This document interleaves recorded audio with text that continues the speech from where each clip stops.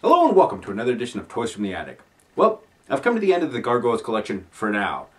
But looking at it, it was a very successful cartoon series. I mean, it had a lot of action, adventure, good story, and the action figures weren't that bad. I know that Disney pulled the plug on the TV series due to the poor sales of the action figures, and there was a lot of tension between the executives and the creator of the show, Greg Weisman.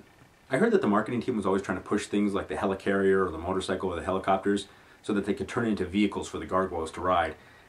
With such a large variety of characters to pull from and turn into figures, it's kind of hard to imagine why these things weren't selling. I have one of the cards with me, so let's take a closer look and maybe try to figure this out.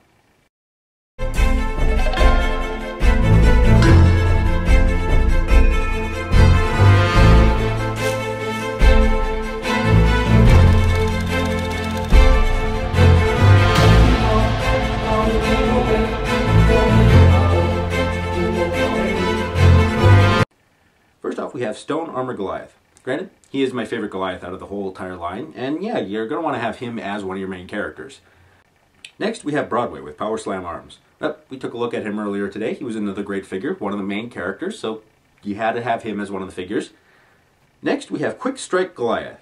Another Goliath isn't so bad. I mean, it has some striking actions. He looks pretty okay.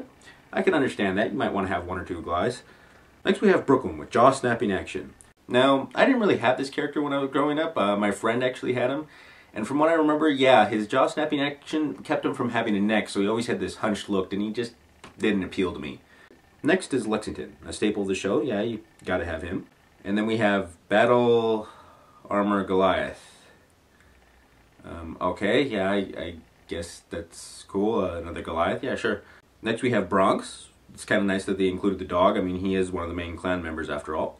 Hudson, another cool character. We took a look at him earlier. After that, we have Claw Climbing Goliath. I think I'm starting to see a pattern here. Well, there's a couple more spots on here. Let's take a look. Mighty Roar Goliath and Wing Powered Goliath. Okay, look, I can understand that Goliath was a popular character. Heck, he was pretty much the star of the entire series.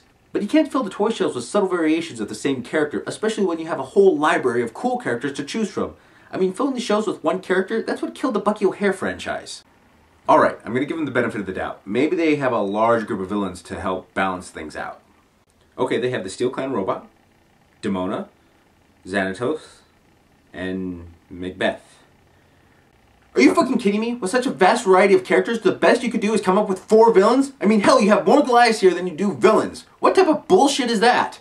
The characters and plot were what made this show great, and they had nearly limitless possibilities in their hands, but yet they let it slip through their fingers. Heck, if you wanted to create another Goliath figure, why didn't you create Thalog? All you need to do is take a Goliath figure, paint him purple and white, slap some armor, and send him off into the world.